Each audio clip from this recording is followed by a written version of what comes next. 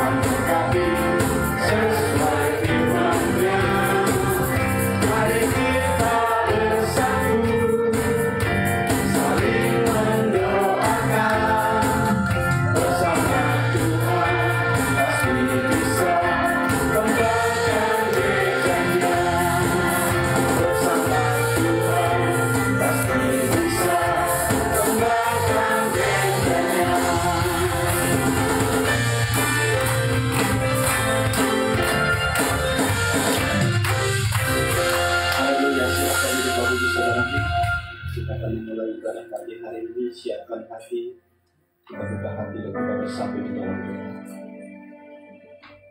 Terima kasih Tuhan Yesus, Kau Bapa yang baik. Kami bersyukur Tuhan, pada pagi hari ini kami boleh hadir di tempat ini dengan hati yang tunduk dan bersyukur atas semua anugerah yang Kau berikan buat kami. Tuhan, pada pagi hari ini Tuhan, kami ingin Tuhan untuk memuji dan memuliakan nama-Mu lebih lagi Tuhan. Biarlah Engkau hadir di tempat ini ya Pak. Sebab hanya Engkau Tuhan, Raja kami, keselamatan dan sikap kami. Terima kasih ya Bapak. Terima kasih Tuhan Yesus. Haleluya.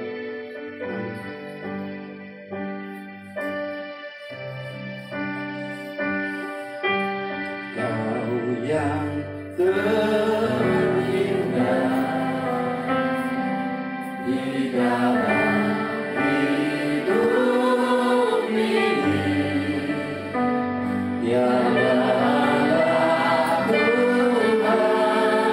Yang seperti Engkau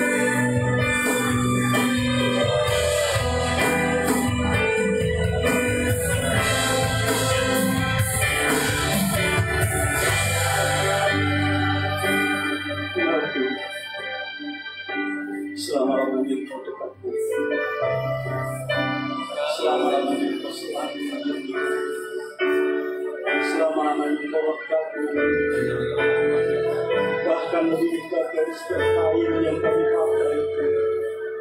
Selama-lamanya Yesus, Engkau yang mendukung setiap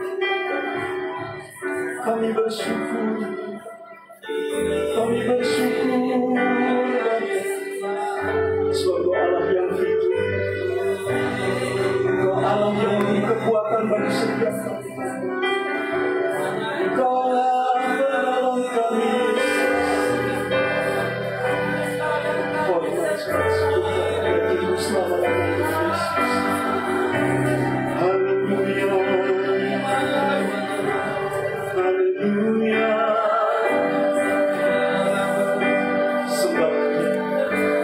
Sembah Yesus. Dialah Raja, dialah segala Raja. Sebab Dia Yesus yang bertahta atas hidup kita. Sebab hanya Dia Yesus Allah yang berkuasa atas hidup setiap kita. Oh, sebab hanya Yesus diselamatkan. Haleluya.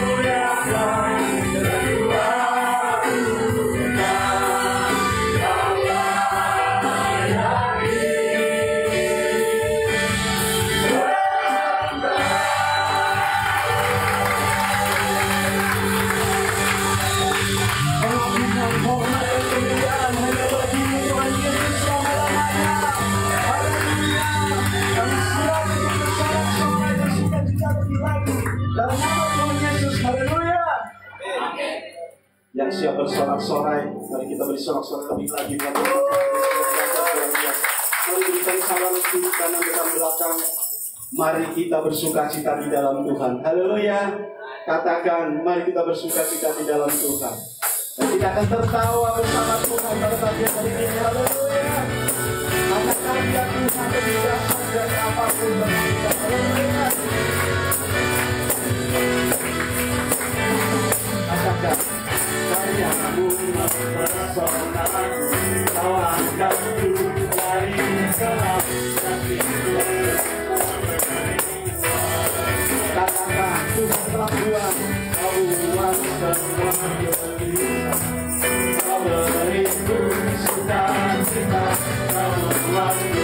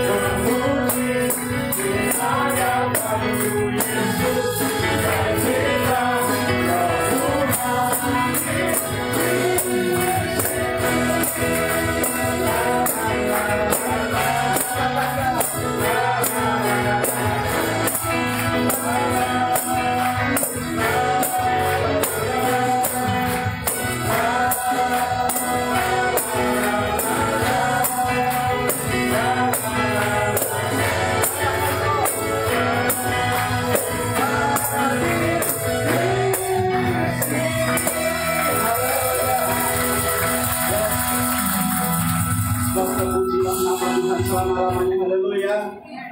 Yang masih bersiap bersuka cita, kita bersama-sama lebih lagi nama Tuhan yang rasa luar biasa. Terpujilah nama Tuhan selama-lamanya yang kita kekuatan dan kenapa bagi kita semua. Haleluya. Katakan terpujilah nama Tuhan. Terpujilah nama Tuhan. Kuat dan penuh kemuliaan.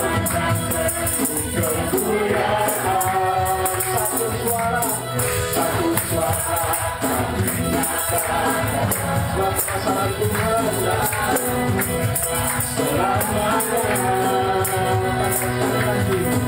Terpujilah nama Tuhan. Ajaib dan penuh keagungan. Ajaib dan penuh keagungan. Satu hati buat ajaib Tuhan.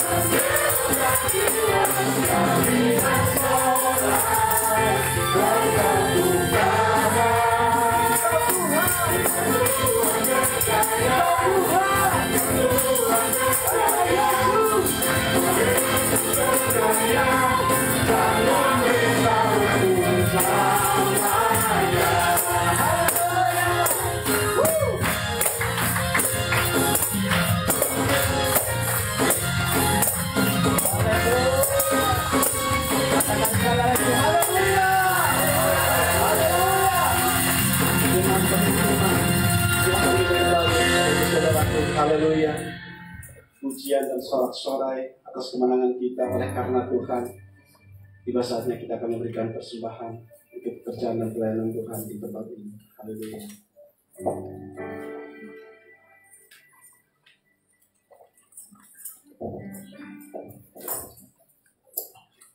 Mari kita bersatu dalam doa. Bapa, di dalam nama Tuhan Yesus Kristus, kembali kami bersyukur di hadapan-Mu Tuhan di pagi hari yang indah ini.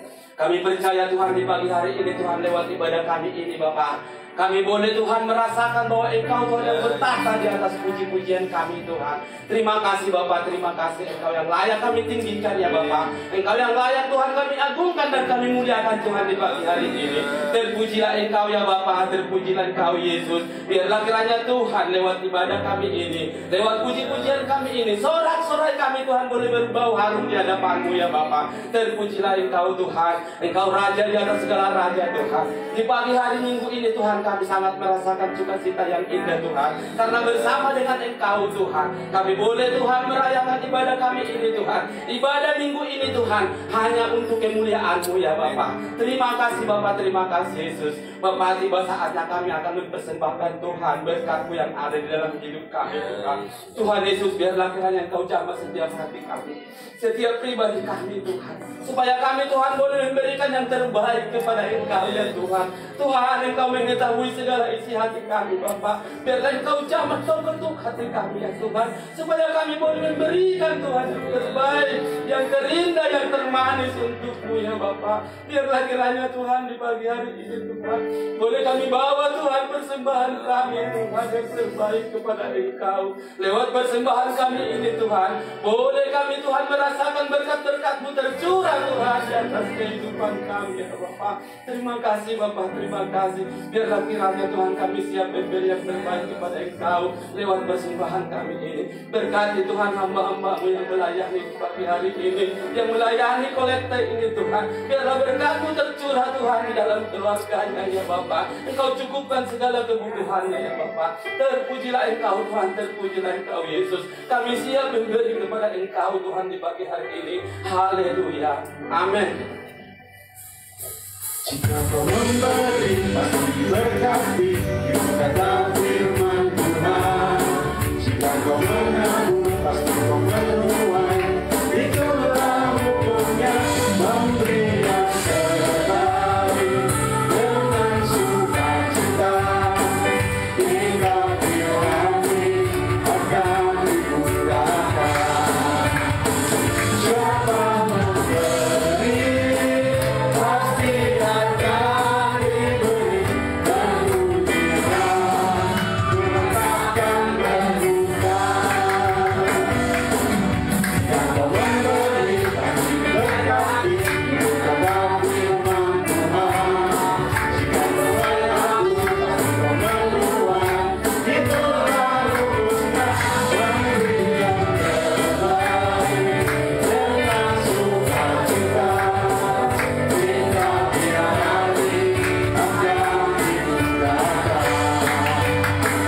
Siapa memberi, pasti akan diberi. Dan ujian Tuhan akan berbuka. Haleluya. Terima kasih untuk persembahan bagi ibu saudaraku. Biarlah Tuhan yang memberkati ibadah ini semua. Tiba saatnya kita akan mendengar kebenaran firman Tuhan. Kita akan belajar akan kebenaran firman Tuhan. Mari kita siapkan hati, kita satukan hati. Terima kasih Tuhan Yesus. Engkau begitu luar biasa Tuhan. Terima kasih ya Bapa. Nama-Mu ajaib, sungguh ajaib Tuhan. Tiada hari-hari kami Tuhan, tanpa naungan-Mu Tuhan, tanpa lawatan-Mu Tuhan. Semuanya oleh karena kasih-Mu ya Bapa. Dan kami bersyukur Tuhan, Kau telah ubahkan kami Tuhan menjadi pribadi-pribadi yang lebih taat, lebih dekat lagi dengan Engkau Tuhan. Terima kasih ya Bapa. Biarlah firman-Mu pada siang hari ini Tuhan, boleh membentuk setiap pribadi kami Tuhan, menjadi pribadi-pribadi yang luar biasa dan layak di hadapan-Mu. Terima kasih Tuhan.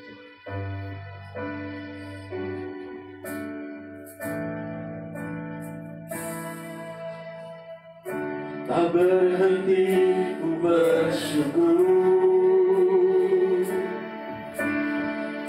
sebab Engkau Allah yang setia. Setiap hari ku temui mukjizat berasal daripada-Mu. Tiada kata lagi ku bersyukur, sebab Kau Tuhan yang indah, janji penyertaan-Mu padaku tak berubah sampai saat ini. Ku bersyukur karena Kau Tuhan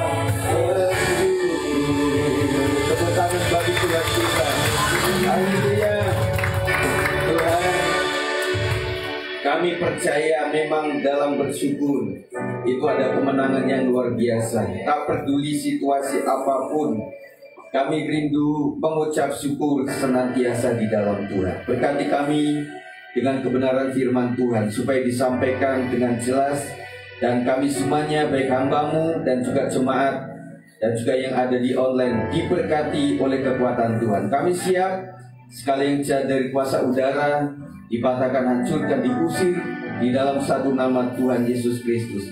Kami siap untuk diberkati, dan yang rindu diberkati katakan amin. Puji Tuhan, silakan duduk. Shalom saudara sekalian. Puji Tuhan, kita akan masuk kepada minggu ketiga. Jadi hari ini adalah Hari Bapak Internasional katanya, saudara. Saya membaca hari Ibu kan ada tanggalnya, saudara. Kemudian Natal, Paskah ada tanggal yang pasti. Tetapi Hari Bapak itu katanya pokoknya minggu ketiga saja. Selamat Hari Bapak. Salam buat bapak-bapak yang di samping. Selamat Hari Bapak. Ya, Bu Gina kasih dong. Salam buat bapak. Puji Tuhan. Saudara sekalian, kita akan bicara tentang keteguhan iman kepala keluarga, saudara. Karena Hari Bapak, kita bicara tentang Bapak. Ibu-ibu mendengar dengan baik, katakan setuju, amin. Puji Tuhan. Indonesia disebut sebagai negara dalam kategori fatherless country atau negara kekurangan ayah. Dalam artian kecenderungannya tidak adanya peran dan keterlibatan figur ayah secara signifikan dan hangat dalam kehidupan sehari-hari seorang anak di rumah. GBI, saudara, sudah mencanangkan memprogramkan Bapak sepanjang kehidupan karena perhatian terhadap situasi hari ini. Bukan salah bapaknya. Nanti kita akan belajar generasi mulai dari baby boomers sampai kepada generasi hari ini, ya, generasi Z dan generasi Alpha. Kita, saudara, akan membaca dulu apa yang akan kita pelajari mengenai Abraham dalam mengatasi respon di dalam keluarganya berkaitan dengan keimanannya kepada Tuhan. Pembacaan kita ada dalam Ibrani 11 ayat 8 sampai 19. Kita baca bergantian sama saya. Saya sudah share itu materinya. Ayat 8 mengatakan, saya dulu, karena iman Abraham taat ketika ia dipanggil untuk berangkat ke negeri yang akan diterimanya menjadi milik pusakanya, lalu ia berangkat tanpa mengetahui tempat yang ditujunya. Silakan.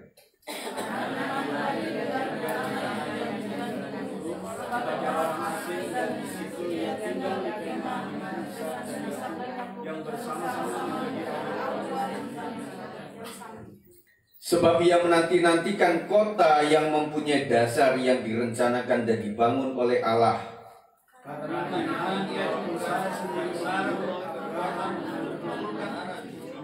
Walaupun usianya sudah lewat, karena ia mengangkat Dia yang memberikan pemilu. Ya, samain aja Pak, sama yang di handphone ya. Itulah sebabnya dari satu orang, malahan orang yang sudah sangat lemah, terpancar keturunan besar seperti bintang di langit dan seperti pasir di tepi laut yang tidak terhitung banyaknya. Dalam iman mereka semua ini telah mati sebagai orang-orang yang tidak memperoleh apa yang dijadikan itu, tetapi yang hanya terdahulunya dan melambai-lambai kepadanya, dan yang mengakui bahwa mereka adalah orang asing dan datang di bumi ini. Sebab mereka yang berkata demikian menyatakan bahwa mereka dengan rindu mencari suatu tanah air. Mereka ingat akan tanah yang telah mereka tinggalkan. Mereka cukup mempunyai kesempatan Tetapi sekarang mereka merindukan tanah air yang lebih baik, yaitu tanah air surgawi. Sebab itu Allah tidak mau disebut Allah mereka, karena ia telah mempersiapkan sebuah kota bagi mereka.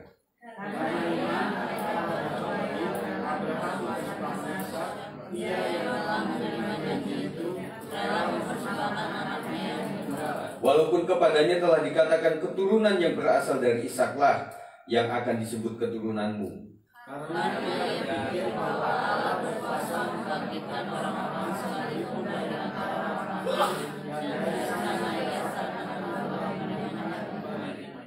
Amin. Mengapa Abraham mendapat sematan gelar Bapa orang beriman? Alkitab memberi petunjuk bahwa ia adalah seorang yang memiliki keteguhan iman. Apa yang kita pelajari dari iman Abraham, saudara? Yang pertama adalah bahwa Abraham beriman meski terhalang dalam pandangan. Ayat 8-10 tadi mengatakan, karena iman Abraham taat ketika ia dipanggil untuk berangkat ke negeri yang akan diterimanya menjadi milik pusakanya, lalu ia berangkat tanpa mengetahui tempat yang ditujunya. Karena iman ia tinggal di tanah yang dijanjikan itu sebagai orang asing, dan di situ ia tinggal di kemah dengan Ishak dan Yakub yang bersama-sama menjadi ahli waris janji yang sama itu, sebab ia menanti-nantikan kota yang mempunyai dasar yang direncanakan dan dibangun oleh Allah. Ketika Abraham mendapat perintah untuk pergi meninggalkan tanah leluhurnya, ia sama sekali belum dapat gambaran soal tempat yang akan dituju. Meski demikian, Abraham tidak menjadikannya sebagai alasan untuk menolak apa yang Tuhan perintahkan atasnya. Ciri iman yang teguh dan sejati adalah tetap menaruh percaya kepada Allah meskipun belum melihat buktinya. Menjadi orang percaya, orang yang beriman itu tidak cukup mudah, saudara. Karena ada hal-hal yang ditantang untuk kedepannya. Untuk anak-anak kita bagaimana. Dan kadang-kadang yang kita rancang itu tidak sesuai dengan kenyataan hari ini. Jadi orang pengen jadi sarjana ekonomi, jadinya sarjana hukum. Pengen menjadi pedagang emas, jadinya pedagang nasi uduk. Kemudian kita pengen tetap tinggal di kota kelahiran kita, akhirnya nyampe juga di Depok, saudara. Siapa yang punya rancang bangun seperti itu? Tetapi saya percaya bahwa inilah tantangan kita untuk ke depan, saudara. Nah, yang kedua adalah tetap beriman meskipun dalam kemustahilan. Ayat 11 mengatakan, karena iman walaupun Sarah sendiri mandul, Abraham menurunkan anak cucu padahal usianya sudah lewat, karena ia menganggap dia yang memberikan janji itu setia. Itulah sebabnya dari satu orang, malahan orang yang sudah sangat lemah, terpancar keturunan besar seperti bintang di langit dan seperti pasir di laut yang tidak terhitung banyaknya. Pelajaran buat kita adalah Abraham itu adalah teladan tentang iman teguh yang berani menghadapi kemustahilan. Abraham tetap teguh beriman meski Sarah menertawakan. Jadi dia pikir, Pak, kita itu kan udah tua, ngapain sih selalu berharap yang seperti itu. Tetapi Tuhan memang berbicara bukan masalah kenyataan, tetapi Tuhan berbicara mengenai sebuah kebenaran.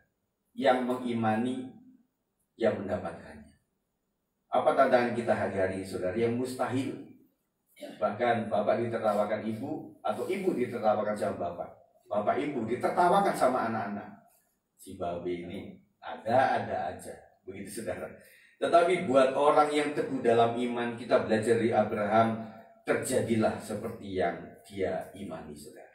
Abraham sendirian kok. Sebagai kepala keluarga, dia seorang pribadi yang sendirian. Dan kemudian contoh iman belum banyak waktu itu. Cuma dia sendiri dengan Tuhan berkomunikasi.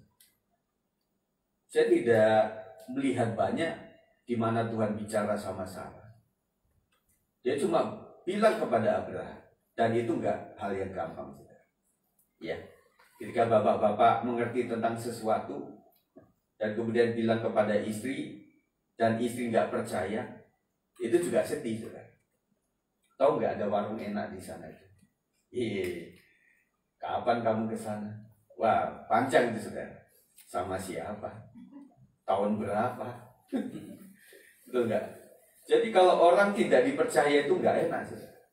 Nggak enak. Padahal udah teguh bener gitu, saudara. Itu bener, tapi cuma dia yang ngalamin, kan nggak enak. Waktu saya benerin listrikan di sini, saudara, saya kesetrum di situ. Nggak ada saksinya, saya sendirian, emang enak. Kemudian saya itu berpijak sama itu yang ada peti kotak Natal itu, nanti tolong diisi ya Bu, Pak. Nah itu kan kayak T, saudara. Ya saya pijak sebelah, itu kan langsung tumbang. Kesakitan saya tapi sendirian. Dan saya itu kan tidak mudah cerita yang kayak Pak Hari Sempulur, maaf saya sebut. Yang dia kalau punya cerita itu yang kecil jadi besar, yang cuma sepele jadi lucu gitu loh. Nah, memang dia sudah dari sejak kami kuliah dia memang pembuat begitu. Dan saya tidak bisa cerita yang heboh gitu, nggak bisa. Kan flat orangnya saya. Jadi ya udah tanggung sendiri aja. Dan nggak ada saksinya kan, nggak ada yang videoin. Ya sudahlah, saya menderita sendiri saja. Iman sejati diuji dan terkadang ujian itu muncul dari orang yang paling dekat. Betul nggak Bapak Ibu? Bapak punya iman apa, Ibu belum tentu. Ibu punya iman apa, Bapaknya belum tentu gitu. Makanya disinilah saya membangun supaya jemaat itu satu sumber, dalam artian satu lokal, supaya bapaknya dengar, ibunya juga dengar. Nanti waktu heboh di rumah tuh denger itu buat Bapak Gembala tuh. Yang mana emang? Ah lu tidur aja sih. Coba diulang tuh. Facebook Live-nya kan ada tuh. Dengerin sama-sama. Nah bisa begitu sudah. Tetapi kalau satunya di mana kita nggak bisa. Ya nggak bisa. Jadi olahannya agak beda. Itulah dalam keluarga Tuhan supaya kita satu lokal di sini saja. Kita bisa melihat bahwa Abraham lulus dari ujian kemustahilan ini. Lulus. Abraham disebut sebagai bapak orang percaya, itu memang betul sudah. Dari pasangan yang tidak lagi mungkin dapat anak, justru berasal banyak kaum bangsa dan bahasa dari keturunannya. Itu bukti dari iman. Yang ketiga, tetap beriman dan tetap melihat ke depan. Ayat 13 mengatakan 1, 2, 3, dalam iman mereka semua ini telah mati sebagai orang-orang yang tidak memperoleh apa yang dijanjikan itu, tetapi yang hanya dari jauh melihatnya dan melambai-lambai kepadanya, dan yang mengakui bahwa mereka adalah orang asing dan pendatang di bumi ini. Sebab mereka berkata demikian, menyatakan bahwa mereka dengan rindu mencari suatu tanah air. Sekiranya dalam hal itu mereka ingat akan tanah asal yang telah mereka tinggalkan, mereka cukup mempunyai kesempatan untuk pulang ke situ. Tetapi sekarang mereka merindukan tanah air yang lebih baik, yaitu tanah air surgawi. Sebab itu Allah tidak malu disebut Allah mereka, karena Ia telah mempersiapkan sebuah kota bagi mereka. Jadi orang asing itu tidak enak, saudara. Tapi kalau kita melihat, mendengar berita tentang orang-orang Rwanda, itu yang diusir dari tanahnya sendiri. Saudara di sini punya KTP kan? Ya, punya KTP. Artinya KTP dari manapun itu Indonesia. Dan membuat kita dengan itu bisa ngapa-ngapain, saudara. Usia orang dapat KTP berapa? 17 ke atas. Makanya yang belum 17 ke atas tidak boleh bawa motor. Ya. Jadi anak-anak muda sekarang itu luar biasa. Kemarin juga terjadi tawuran di Sawangan itu yang korban 1 kan. Jadi membuat kita juga berpikir, anak saya ada di mana ini? Apalagi bawa motor atau sama temennya. Dia nggak bawa motor, sama temennya naik motor. Dan motor itu kan berdua, tapi kan ada juga bertiga. Tapi ada teman-teman yang di sini yang memang berempat sampai berlima untuk ke gereja. Puji Tuhan. Ya kita doakan supaya dapat yang lebih gede, saudara. Ya. Atau dikasih kayak motor Medan, dikasih gitu. Ya. Nggak tahu di sini boleh atau tidak. Becak motor ya namanya. Bentor, ya bentor, saudara. Ada orang pakai itu tapi tukang las. Kemudian yang lain-lain begitu. Kalau khasnya orang, ya bapaknya mau tapi anak-anak emang mau. Nah begitu ya, dikurungin pakai karung, malu pak gitu ya. Tetapi saudara, itu yang terjadi sehingga membuat kita was-was kepada anak-anak sekarang kita itu ya. Iman yang teguh membawa seseorang untuk dapat melihat jauh ke depan, menembus kenyataan yang ada sekarang. Salah satu hal yang akan didapatkan oleh mereka yang memiliki iman yang teguh adalah kemampuan untuk setia dalam menantikan kehidupan kekal, digambarkan sebagai tanah air dan kota surgawi. Tanah airku Indonesia. Ada orang di Getol pengen hidup di luar negeri, sampai di sana Indomie nggak ada, ikan roa nggak ada. Akhirnya mereka rindukan lagi jengkol, ya susah. Kalaupun ada juga mahal. Jadi saya melihat YouTuber yang dari Jawa Tengah, dari dari Indonesia, yang ada di Jepang, ada di Korea, atau di mana itu mereka selalu langgan di satu supermarket yang di situ memang ada makanan Indonesia, tetapi mahal dia bilang. Dan kalah sama yang lain, itu udah kosong raknya karena tadi ada orang-orang Indonesia. Ya, nah ternyata orang Indonesia enak nggak enak di Indonesia, saya pikir ya, saya belum pernah keluar negeri, tetapi relatif lebih enak. Relatif lebih enak. Dalam artian tertentu, ya bisa gitu. Coba kita ada di Singapura, saudara. Buang sampah sembarangan bisa masuk hukum, didenda, saudara. Di kereta asal ada CCTV, saudara. Nah kalau di Indonesia itu, bahkan di gereja pun nyampah nggak masalah gitu ya.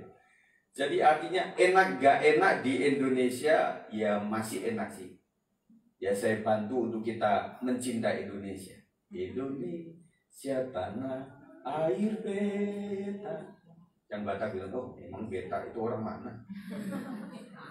Gitu ya. Jadi saudara, kita belajar mencintai. Tadi malam di samping itu acara sampai hampir jam 11 malam. Mereka wisudaan SMP.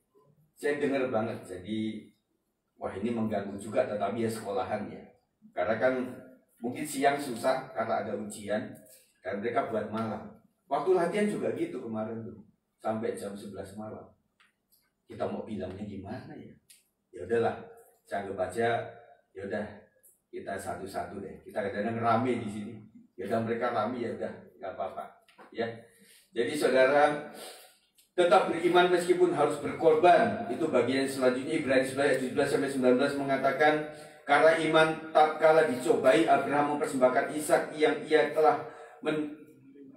telah menerima janji itu, rela mempersembahkan anaknya yang tunggal, walaupun kepadanya telah dikatakan, keturunan yang berasal dari Ishaklah yang akan disebut keturunanmu. Karena Abraham berpikir bahwa Allah berkuasa membangkitkan orang-orang sekalipun dari antara orang mati, dan dari sana ia seakan-akan telah menerima kembali. Luar biasa, saudara. Jadi Abraham tuh gini, pikirnya ya nggak apa-apa kalau memang perintah Tuhan, saya korbankan anakku. Tetapi saya juga punya iman yang lain. Dalam artian Tuhan bisa membangkitkan orang mati. Dia berpikir yang kedua, mungkin Ishak akan mati di tangan saya, tetapi saya juga percaya Tuhan bisa membangkitkan kembali dia menjadi hidup lagi. Itu iman yang luar biasa, double porsi, saudara. Nah, imannya seperti itu. Jadi dia lakukan sajalah. Dan Tuhan itu tidak akan hilang untuk mengambil solusi untuk kita sekalian. 1001 jalan bisa dilakukan oleh Tuhan sendiri. Ketika Allah mengujinya untuk mempersembahkan Ishak, Abraham tampil sebagai seorang yang teguh beriman. Ia percaya bahwa Tuhan yang sanggup membangkitkan orang yang sudah mati adalah Tuhan yang tak terbatas dalam pemeliharaan terhadap orang yang dikasihinya. Luar biasa. Saudara, bahwa orang yang memiliki iman yang teguh itu tetap bisa memandang secara rohani meski secara jasmani tak melihat dan belum terbukti. Yang kedua, tetap bisa beriman meski dalam kemustahilan dengan keadaan Sarah yang mandul. Yang ketiga, tetap bisa fokus melihat kekekalan meskipun orang yang ada di dunia tidak bisa mendapatkannya. Dan yang keempat, tetap bisa taat dan berkorban meskipun sakit. Saudara, ada 4 hal yang kita pelajari daripada Abraham.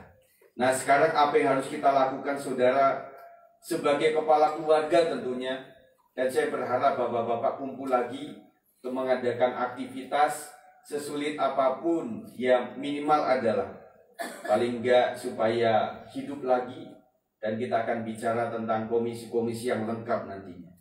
Saudara, generasi itu dimulai dengan tahun 46 lah. Ini penelitian, itu generasi baby boomers yang lahir setelah Perang Dunia 1946 sampai 64. Ada Bapak Ibu yang lahir di tahun ini 1946 sampai 64, angkat tangan. Ada? Enggak ada. Oh Pak Har, 1. Hah? 1946 sampai 64. Iya, Bapak benar. Pak Kosman kapan, Pak? 61. Oh, masih muda lagi ya. Sedang. Nah, itu generasi yang ciri-cirinya adalah kuat, tegas, tetapi juga bukan traumatis, saudara. Karena kan sehabis perang tuh, tetapi memang tempat-tempat tertentu kelahiran kita kan beda-beda ya. Ini penelitian secara umum, tidak pasif gitu. Jadi rata-rata mereka itu adalah orang-orang yang kuat tetapi juga trauma perang. Enek Londo, enek Jepun gitu ya. Jadi mereka masih ada traumatis karena yang seperti itu ya. Terutama ibunya lah yang lebih daripada baby boomers. Yang selanjutnya generasi X, Gen Bus, yaitu 1965-1947 disebut generasi The Latchkey Kids atau Kuchikite atau lahir di masa penemuan komputer, televisi kabel, video games, dan di internet. Itu masa itu sudah. Tapi di kota-kota besar ya, kalau kita masih TV hitam putih dan sebagainya. Nah itu ada. Kemudian generasi Y, milenial, 65 sampai 76 siapa? Angkat tangan. Banyak ya. Nah kita kebanyakan di generasi X, Bang Oto. Jadi membuat kita susah karena kita sedang mengendalikan generasi Y, Z, Alpha belum, masih bayi-bayi. Belum ya. Nah itu yang kita akan bicarakan tentang, khusus tentang generasi. Kenapa terjadi pergolakan seperti itu. Jadi generasi milenial itu adalah, generasi X itu adalah generasi yang lahir di masa-masa modernisasi mulai muncul itu. Jadi mulai orde baru ya Pak. Jadi mulai ada ini, ada itu, ada ini, ada itu. Makanya generasi waktu itu TV 1 di kampung ditonton 1 RT, 1 RW. Karena pakai aki ya. Itu sampai kayak bendera itu masih ditonton. Pulang. Kan udah itu habis lagi enggak penting suaranya. Waktu itu enggak, TV belum banyak saudara pengalaman begitu. Nah, kami juga begitu. Karena kami termasuk golongan yang tidak mampu, jadi melihat di tempat orang yang lebih kaya di Pulau Kencana waktu itu. Habis itu pulang kan, yang sana pulang ke sana. Nah kami berdua sama kakak. Nah saya itu paling takut sama kunang juga. Kan lewatin rumah kami ada pohon bambu. Nah kunang itu kan, mau kata orang kan itu matanya demit gitu kan. Jadi saya takut gitu kayak gitu ya. Itu pengalaman yang luar biasa.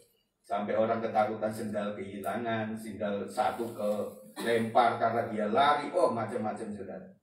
Tetapi masa itu indah.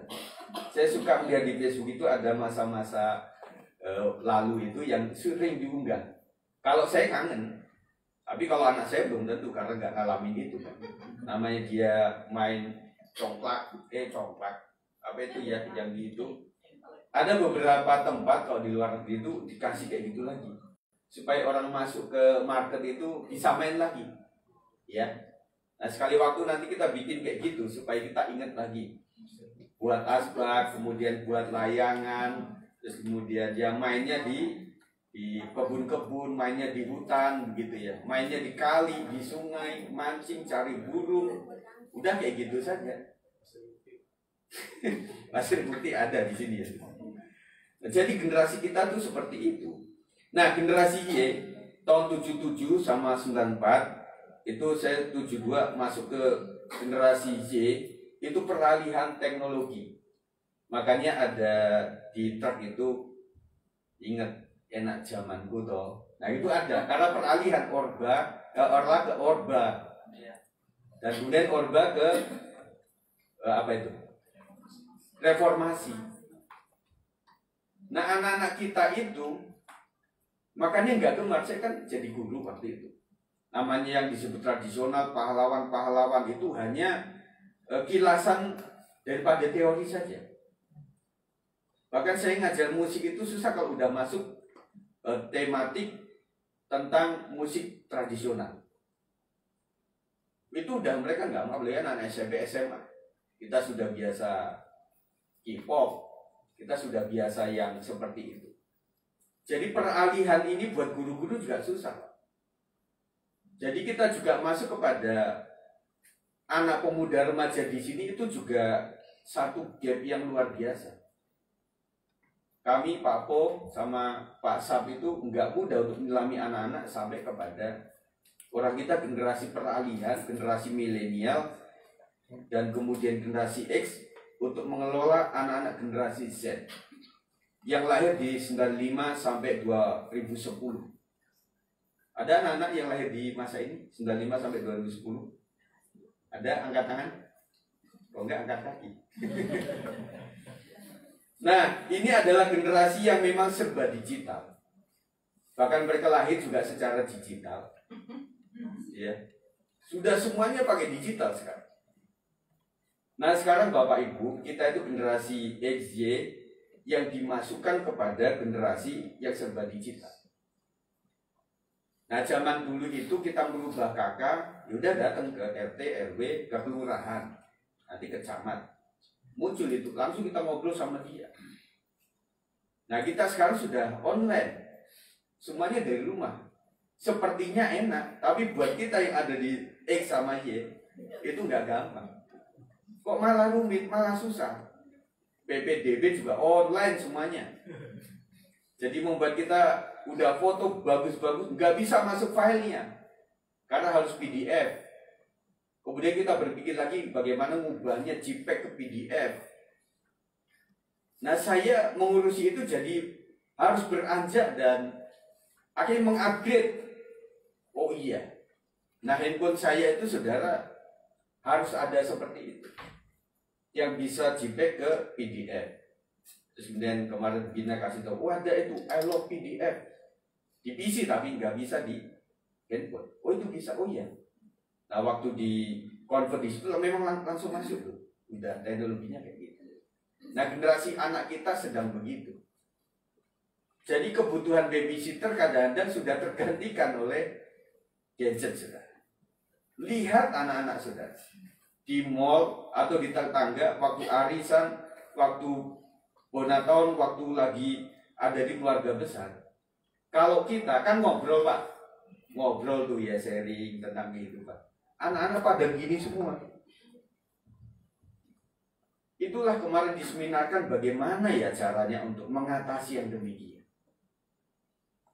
Tetapi dua belah pihak saya bilang sebagai gembala. Kita mencoba menduniakan dunia kita menjadi seperti dunia anak-anak.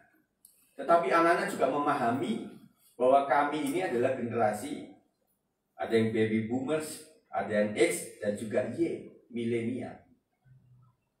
Yang nggak gitu. Jadi membuat kita juga menaruh harapan supaya, ayolah nak, kalian mesti merubah diri dengan baik.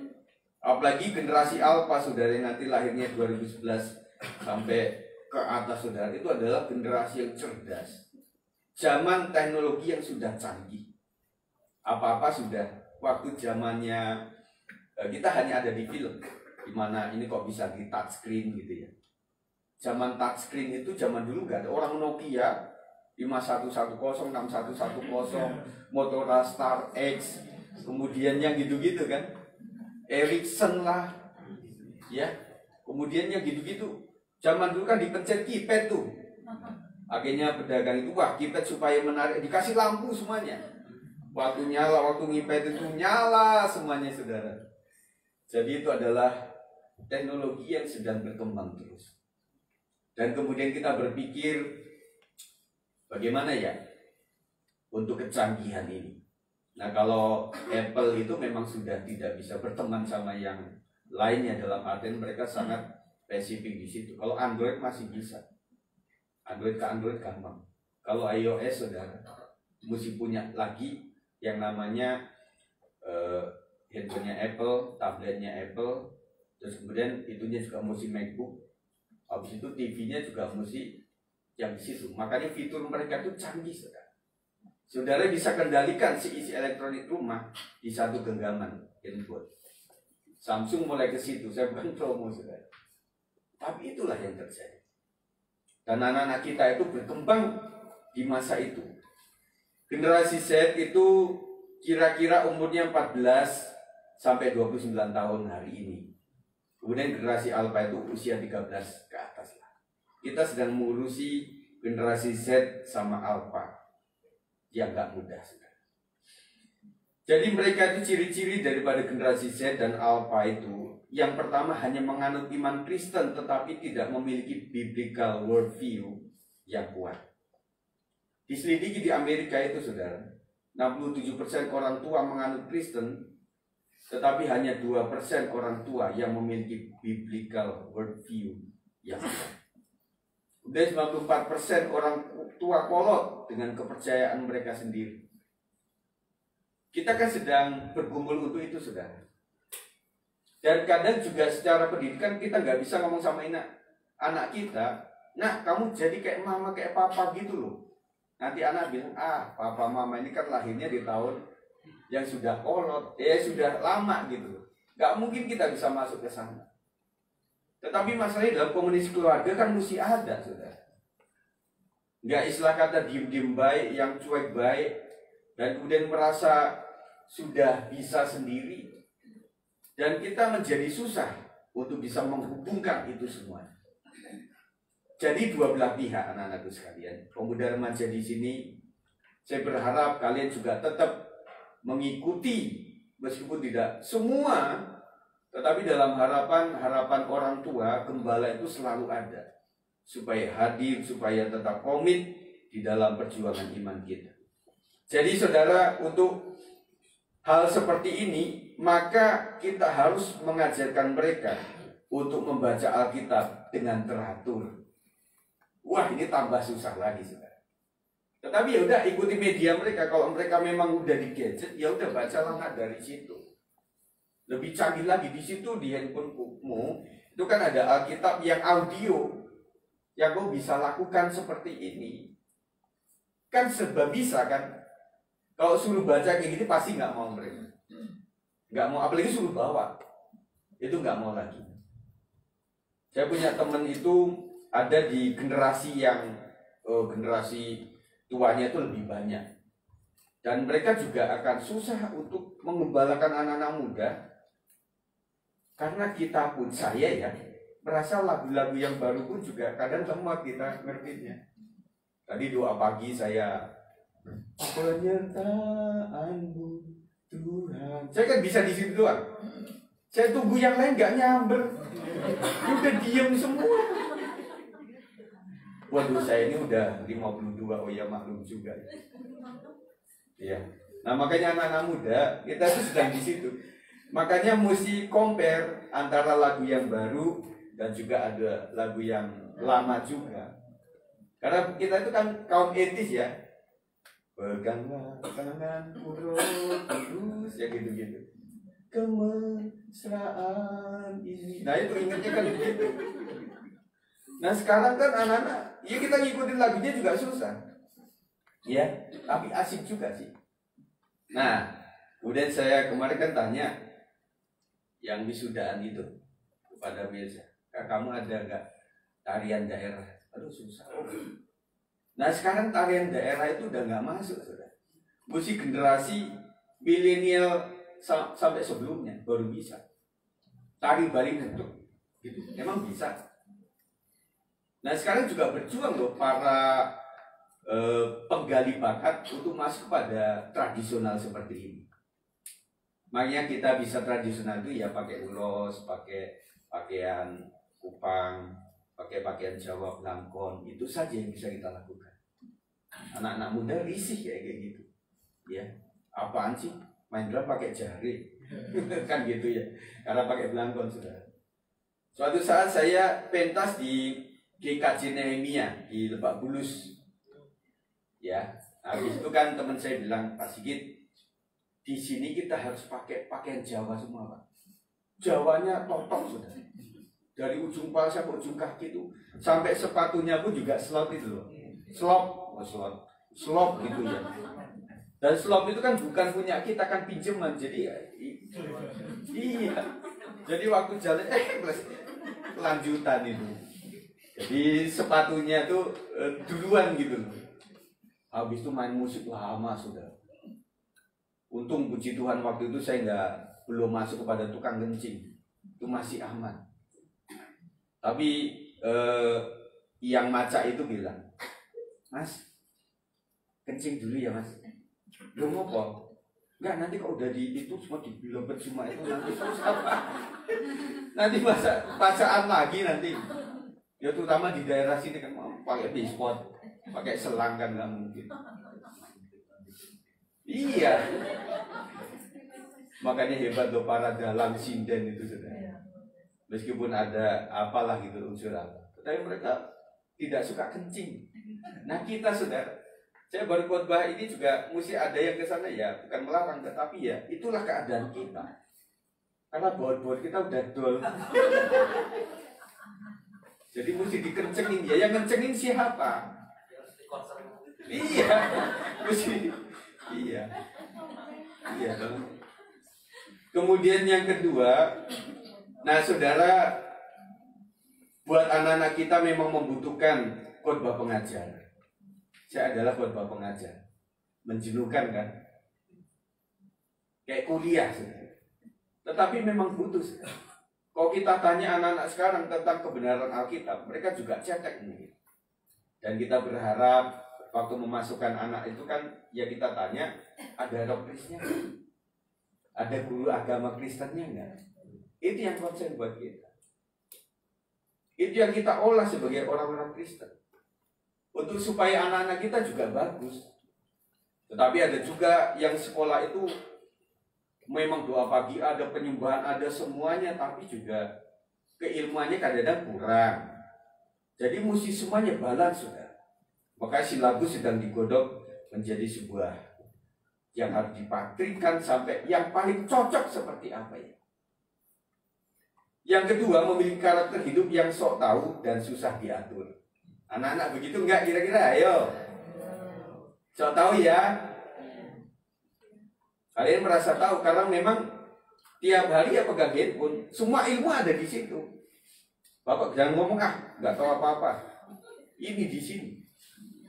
Ini bahaya loh saudara. Nah meskipun orang tua toto, tetapi ada kaidah-kaidah tertentu yang memang kamu belum lahir, ini sudah ada. Dan kenapa sebuah suku itu tetap lestari sampai sekarang ini? Karena ada orang-orang tua yang menjaga tradisi itu. Makanya di kurikulum itu ada muatan lokal, loh ya. Kalau di Depok itu Jawa Barat, Sunda. Saya dulu hafal lagu-lagu Sunda karena saya mengajar gitu ya. Sekarang lupa. Mesat ngapung luhur. Wah, saya ngajar anak saya mah susah payah sih. Nggak mau mereka belajar kayak gitu. Lebih kepada yang lain. Aduh gimana ya caranya. Oke ya udahlah. Yang penting saya nilai kalian notnya saja lah. Mau lagu apa yang penting ada nadanya, saya bisa tangkap itu. Susah Bapak Ibu. Makanya saya betul-betul menjadi apa ya, kepikiran kepada guru-guru setelah minggu. Mereka sedang mengajar generasi ini. Iya. Jadi apakah gurunya ngikutin pola mereka atau mereka yang ngikutin kita? Antara itu saudara.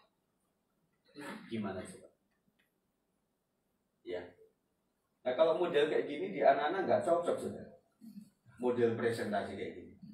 Mesti ada gambarnya, ya.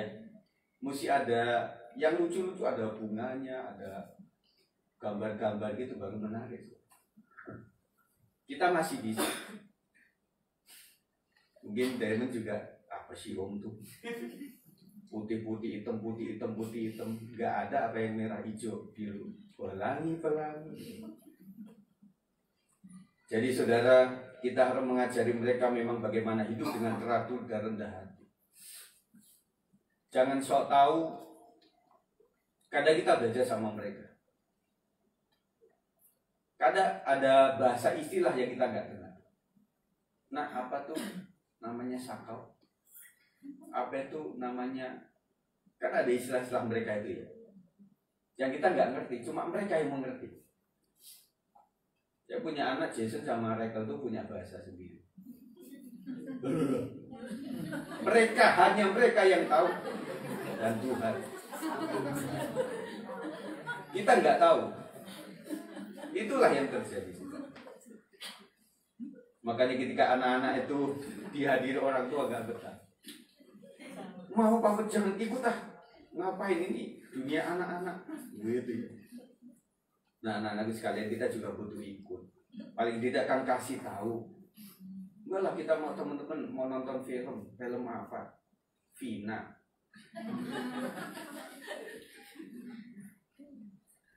Nah akhirnya kita orang tua kan akhirnya mesti ya terpaksa nonton kan supaya kasih tahu bener enggaknya. Waduh, gimana dong Pak? Untuk menjadi guru kan kita mesti tahu dulu.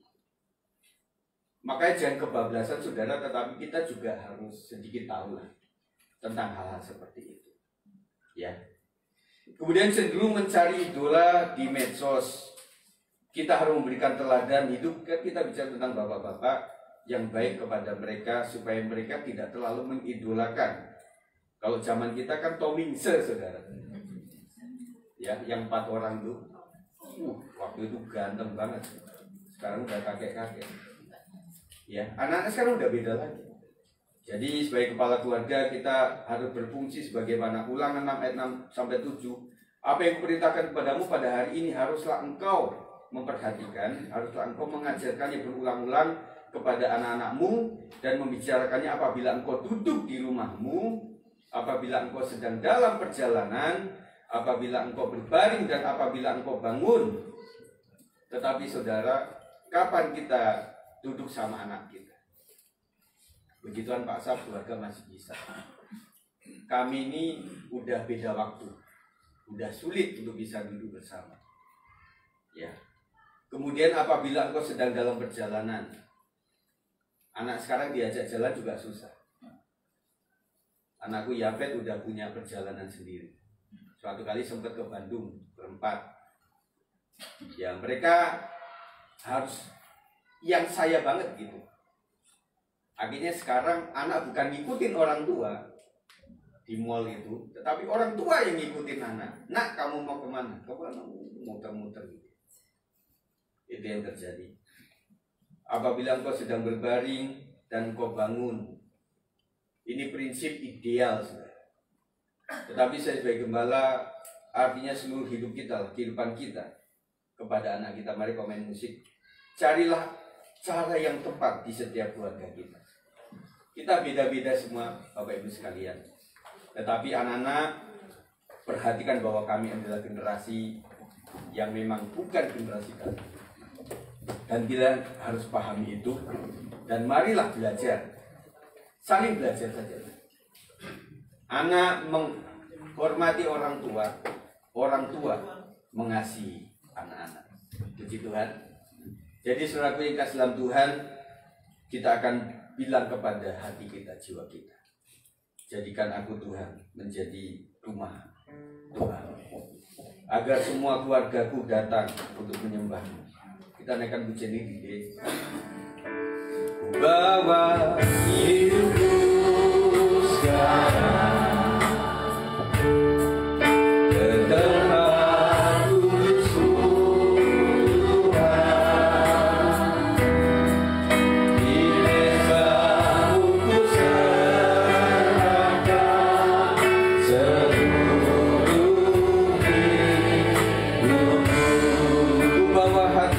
sekarang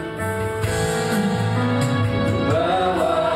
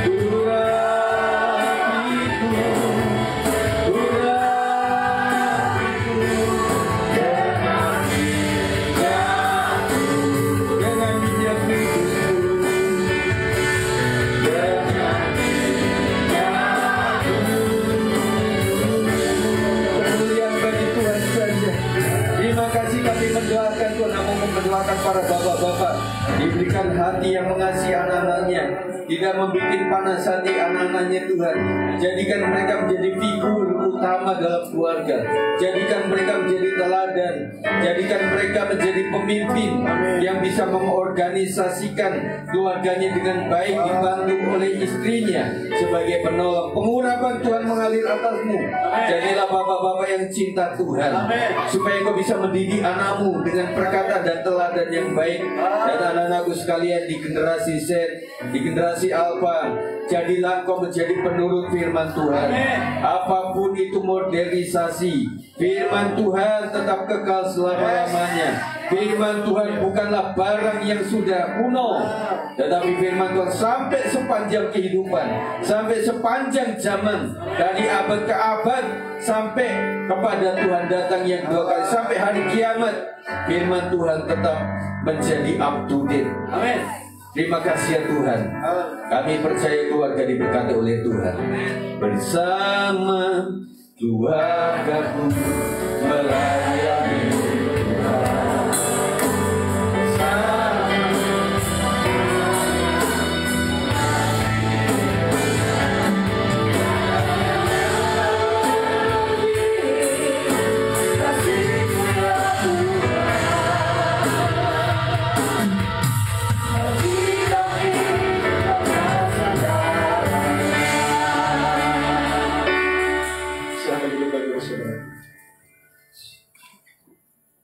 Terima kasih untuk para pembala firman Tuhan. Tiba saatnya kita akan memberikan persembahan. Mari yang bertugas ya. Jika kau memberi, pasti diberkati. Itu kata firman Tuhan. Jika kau menabur, pasti kau menuai. Itulah hukumnya, memberi yang terbaik. Dengan sukacita, minta diraih akan dibuka.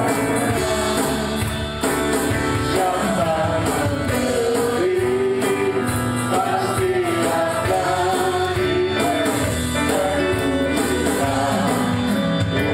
akan berulang. Jika kau memberi, pasti berkati.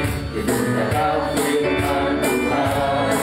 Jika kau menabur, pasti kau menuai. Itulah hukumnya, memberi yang terbaik. Dengan sukacita, minta diraih akan dibuka.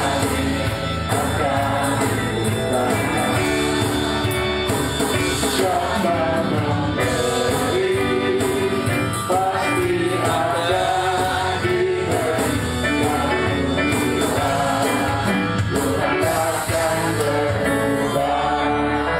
Terima kasih untuk persembahan bagi saudaraku. Tiba saatnya kita akan mendengarkan warta sepekan GDI Semarang.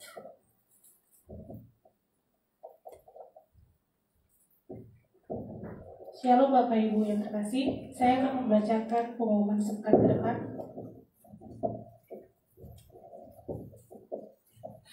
Selasa tanggal 14 Juni 2024 akan diadakan perkunjungan WBI dan dilanjutkan di hari Rabu tanggal 19 bulan Juni tahun 2024 jam 8 malam akan diadakan ibadah Zoom bagi setiap keluarga, dan di hari Jumat tanggal 21 Juni itu akan diadakan pertemuan WBI jam 4 sore di gereja, dan dilanjutkan di hari Sabtu ibadah profesi tanggal 22 bulan 6 jam 5 sore di gereja juga.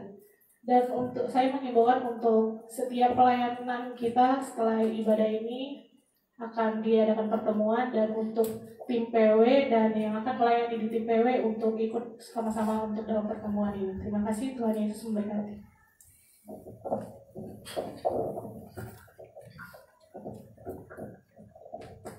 Puji Tuhan saudara sekalian, habis ini memang kita ada pertemuan pelayan, dan kita harapkan untuk pertama ini kita gabung semua ya Pak, Aser Kolektan kemudian tim BW. Nah setelah nanti jeda selesai renungan, setelah ada jeda untuk break makan mie goreng. Makasih Mama sudah ikut ambil bagian, dan kemudian tim profesi Siska dan teman-teman semuanya sudah menyumbangkan semuanya. Dan saya berharap memang ini harus ada saudara, karena kita jarang ketemu ya. Dan saya pikir yang paling bisa ketemu itu ya hari Minggu siang. Makanya kita adakan minimal kalau nggak bisa sebulan sekali ya 2 bulan atau 3 bulan sekali kita ada ya. Tapi utamanya adalah tim PW dan juga teman-teman sekalian. Hari ini memang hari-hari ini maksud saya adalah sedang menangani banyak hal untuk tim pelayanan itu ya. Jadi antara latihan, komitmen dan juga waktu itu begitu sangat sulit untuk direka-reka. Kasihan Bang Oto yang itu sulit sekali ya. Jadi ada beberapa orang yang memang saya rindu Pak melayani, tetapi waktu latihannya nggak bisa. Udah latihan pagi, nah yang lain juga belum tentu bisa. Jadi kita akan rembukin sama-sama. Mungkin kita akan klaster nanti. Klaster yang bisanya minggu pagi siapa, tetapi memang harus on time ya. Nah itu waktunya harus on time.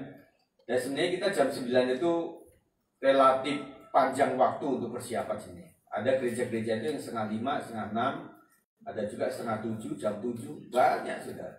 Dan mereka tetap antusias untuk melakukan itu. Kenapa tidak ya? Jadi kami itu adalah membacanya. Kalau di kerjaan itu berangkat jam 4, jam 5 bisa kok. Ya.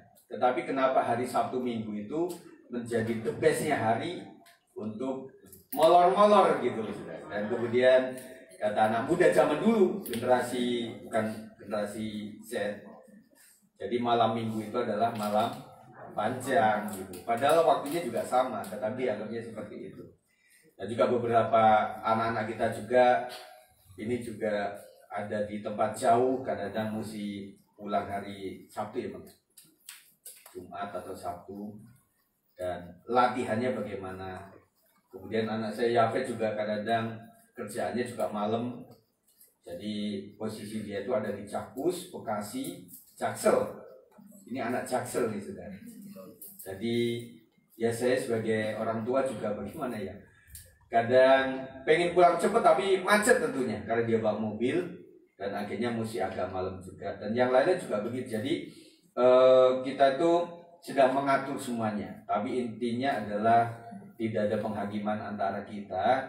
Artinya yang penting jalan dengan baik. Nah makanya disinilah yang membuka mata kita. Siapa yang bisa menggantikan Kokoh Yafet, yang menggantikan Bang Birto, dan mesti dialih bukan digantikan, artinya terus resign. Enggak, kita enggak ada resign saudara. Kita melayani sampai Tuhan panggil kita. Tetapi intinya ada yang ke situ kan. Tetapi mesti dilatih dengan baik. Makanya kita nanti ada pembukaan, bukan audisi tetapi siapa yang komit untuk mau melayani. Dan kemudian komitmen buat pelayan lama yang saya memperbaharui komitmen saya, re-komitmen saudara. Jadi kita nggak pakai di Lembang atau di Puncak untuk kita, re-komitmen kita sambil api unggun terus kemudian kita enggak. Tetapi di sini saja, yang penting hati kita lah. Jadi itu, jadi orang tua juga maklum bagaimana gitu loh istilah kata. Kita sedang menangani generasi yang seperti ini dan kita harus lakukan terus dengan baik. Amin. Jadi kita sedang menjembatani semuanya, ya. Jembatannya mesti jangan putus. Saya mengharapkan lagi kepada komisi-komisi supaya bisa aktif dalam beribadah ya. Nah kita kan hybrid saudara. Hybrid kemudian TKP kita bisa diatur. Hybrid itu ada TKP, ada online. Meskipun online-nya juga kadang-kadang kurang mantap, tetapi minimal ada dong. Daripada TKP nggak pernah sama sekali, minimal online-nya ada. Kami juga punya acara gembala-gembala itu juga banyak online sudah. Memang banyak yang membuat kita kencing dulu dibuka, tutup kamera dan sebagainya. Tetapi tetap ada. Kemudian secara TKP rumah-rumah jemaat bisa, ya. Tapi rumah jemaat yang penting RT RW oke, lingkungan oke, kita mantap untuk ke situ ya. Misalnya BBI di rumah siapa, kemudian profesi di rumah siapa, pemuda remaja di rumah siapa, bisa. Nah untuk pemuda remaja ini sejak Dewi Sartika, kita cari waktu yang tepat itu sulit, bahkan sulit. Jadi untuk mengaturnya, Ya kemarin itu kan kita sudah berpikir bahwa Sabtu aman lah, hujan.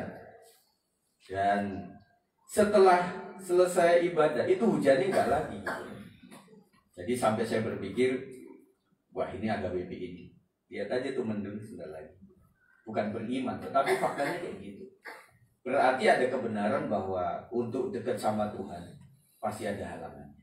Jadi teman-teman yang baru mau mulai melayani, waktu itu kan ada ya sudah dijadwal yang perdana pertama kali mau melayani, ada saja dompet hilang lah, ketinggalan lah, ada sesuatu gitu. Berarti nggak main-main melayani itu, ya nggak main-main. Melayani itu sungguh-sungguh dan nilai pengorbanannya harus ada, ya. Dan hasil kolektan, itu kan gampang Pak, oh nggak gampang loh Pak. Untuk jadi asir itu mesti datang duluan. Dan jadi kolektor ini kayaknya mudah kan? Coba kalau orang nggak biasa itu bingung ntar masuk kemana, terus kemana? Itu juga perlu terlatih dengan baik. Yes, pelayanan itu adalah keterampilan. Keterampilan itu kayak bahasa. Bahasa kalau nggak dipakai juga akan hilang. Dan kita semakin canggih karena kita sering melayani. Kalau ada pun tidak bisa atau gagal, itu justru membuat kita pelatih juga, oh kamu di sini nak, kamu harus perbaiki. Bagi yang kesalahan itu juga dia belajar, oh iya saya nggak boleh salah lagi. Nah yang terakhir, kita itu jangan pakai mood juga kalau melayani terjantung. Saya teringat para martir, para rasul, para jemaat mula-mula, apakah mereka hidupnya enak? Enggak enak, saudara. Mereka di mana-mana diburu, mereka diawasin terus. Dan ada yang jadi martir dan sebagainya. Nah kita itu dipermudah lah, kita melayani juga gampang, tetapi jangan dibuat gampang. Kita melayani sukarela, tetapi kalau suka ya rela. Kalau nggak suka nggak rela, jangan. Ya, intinya kerinduan oke, kemudian kita dan juga kita memang membutuhkan itu oke, kemudian pengorbanan tetap harus ada. Nah orang yang rela berkorban, saya lagi dimarahin nggak apa-apa. Malah ini membentuk hati untuk tetap sukacita, sukacitalah senantiasa. Nah kita sedang diolah di situ sudah sampai kita dewasa dalam pelayanan pekerjaan Tuhan. Amin saudara. Jadi untuk hari Selasa ternyata cuti bersama ya itu. Meskipun saya juga nggak ngaruh sudah. Tetapi Senin itu Idul Adha, kemudian Selasa itu cuti bersama. Tetapi ada anak-anak kita juga yang acara sekolah juga ada hari Selasa itu. Ya, jadi ibu-ibu kemarin sudah sepakat untuk berkunjungan. Silakan ibu nanti susun aja untuk rencana ini supaya bisa searah gitu. Kemudian secara transportasi silakan saja. Dan terima kasih Pak Ferry yang beberapa waktu ini sudah meneruskan kegiatan Pak Sap yang si Orange itu. Saya pikir pasca Pak Sap ini kayaknya agak susah. Tetapi puji Tuhan mereka sepakat. Tetapi bagi yang ikut-ikut jangan lupa bensinnya. Bukan ya. Intinya adalah bahwa itulah kerjasama yang baik supaya bisa terjadi simbiosis mutualisme, saling satu dengan yang lain. Itu saja ibu-ibu sekalian. Nanti para pelayan sabar bentar ya Bapak Ibu supaya kita absen dulu umum, kemudian nanti setelah itu ada break, kemudian saya akan mengadakan absen ulang untuk yang PW dan rekomen. Ada yang lupa dari saya? Ya ada ya. Puji Tuhan untuk pemberian-pemberian dari saudara jemaat yang itu ada kotak Natal, silahkan. Ada 2 kotak di belakang itu. Saya mau tahu sih juga kurang, kegedean itu kotaknya. Ya, jadi silahkan diisi. Dan teman-teman sekalian profesi silakan untuk nanti hadir di hari Sabtu. Kalau kalian memang harus mau pilih tempat di tempat lain boleh. Kalau nggak mau di sini ya di atas di lantai 2. Intinya itu ya, yang penting ngumpul-ngumpul. Kalau nggak ngumpul nggak enak. Ya, puji Tuhan. Tuhan memberkati anak-anak kita yang sudah lulus, yang sudah naik dan sudah lagi di wisuda, sudah lagi pilih sekolahan, pilih kelas, tetaplah kalian sukacita. Saya tanya sama Jason, Dek, kamu belajar itu pakai apa sih? Kok bukunya nggak pernah dibuka? Atau nggak pakai buku atau apa? Saya tanya, oh iya kalian nggak pakai handphone itu. Waduh, ini generasi Z. Ya antara sekolah mengarungi dunia mereka atau ini jadi sesuatu gitu loh. Jadi membuat angkatan lulusan ini ya puji Tuhan lah. Ya nilainya lumayan bagus ya, puji Tuhan. Dan berkati, mari kita akan berdiri. Mari istriku untuk mendampingi saya menyanyikan pujian. Sama-sama kita berdiri bersama keluargaku.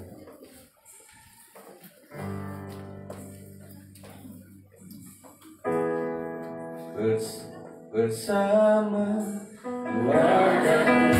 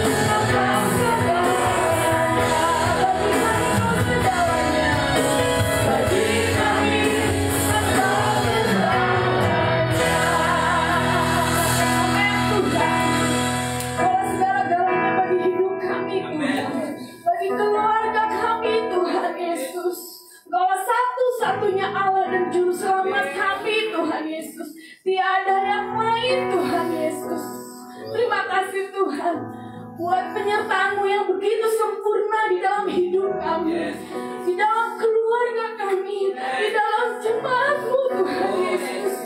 Kami sungguh bangga memiliki Allah yang luar biasa seperti Kau Tuhan. Terima kasih Bapa, Kau yang telah menyatukan setiap hati kami Tuhan. Kau yang memberikan kami kesatuan itu Tuhan di dalam kami Bapa, sehingga terjadi tubuh Kristus Bapa yang luar biasa Tuhan. Kami adalah satu anggota tubuh dan Kau sebagai kepala kami Tuhan Yesus. Demikianlah terjadi di dalam keluarga kami Tuhan. Terima kasih Bapa, terima kasih Tuhan. Inilah kesatuan setiap kami Tuhan. Tuhan ampuni juga Bapa, lepas keluarga Tuhan, keluarga lepas keluarga Tuhan di tempat ini Bapa. Ampuni kami Tuhan Yesus. Biarlah Tuhan Kau curahkan roh pertobatan selalu Tuhan di dalam keluarga kami Bapa Tuhan, agar kami lebih fokus lagi Tuhan memandang kepadamu Tuhan Yesus dan menghadirkan Engkau di dalam keluarga kami Tuhan. Terima kasih Tuhan. Inilah keberadaan setiap kami Tuhan. Apa adanya kami di hadapan-Mu Tuhan, kesederhanaan kami di hadapan-Mu Tuhan Yesus. Terima kasih. Kami telah mendengarkan firman-Mu Tuhan. Biarlah firman-Mu menjadi kekuatan bagi setiap kami, tumbuh di dalam hati kami, dan kami menjadi pelaku firman-Mu Tuhan Yesus. Terima kasih Tuhan. Terima kasih. Terima kasih Tuhan. Hanya di dalam nama Tuhan Yesus kami mau menutup ibadah kami pada pagi hari. Mari angkat tangan di hadapan Tuhan. Kiranya berkat untuk bapak-bapak menjadi kepala keluarga yang betul-betul menjadi teladan bagi keluarga. Kalau engkau merasa belum cukup, belum kuat, mintalah Roh Kudus untuk menguatkan engkau. Dalam nama Yesus, pengurapan Tuhan tercurah atasmu, membuat engkau mampu melakukan segala sesuatu. Tidak ada mustahil bagi Tuhan. Ketika engkau bekerja keras secara jasmani maupun rohani, niscaya engkau akan diurapi oleh Tuhan, menjadi seperti Abraham. Turunlah pengurapan Abraham atasmu, menjadikan kau menjadi bapa untuk anak-anakmu dan juga menjadi suami yang baik untuk istrimu. Kiranya kita pulang dalam sukacita Tuhan. Berkat Tuhan limpah atas kita. Tetap sabar menunggu waktu Tuhan bekerja. Mujizat masih berlaku untuk hidup kita. Kiranya berkat di dalam nama Bapa, Anak dan Roh Kudus, di dalam nama Tuhan Yesus Kristus memberkati kita sekalian hari ini sampai Tuhan datang yang kedua kali. Yang percaya katakan amin. Berkatilah kami, berkatilah kami,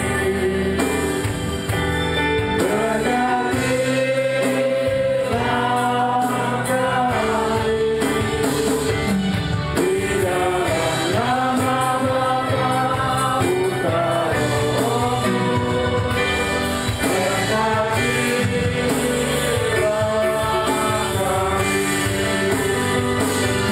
di dalam nama Bapa, Putra, Roh Kudus.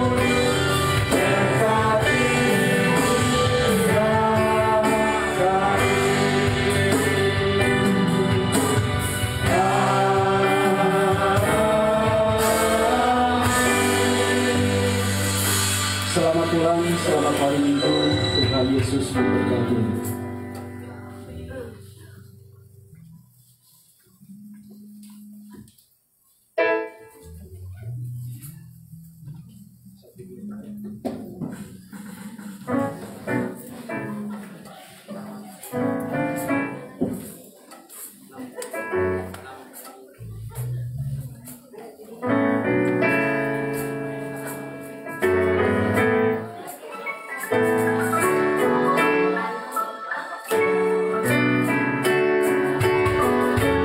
Kau satu penuh kasih, dua penuh hikmat, tiga penuh kuasa. Kau mulia, kau ada waktu suka, ada waktu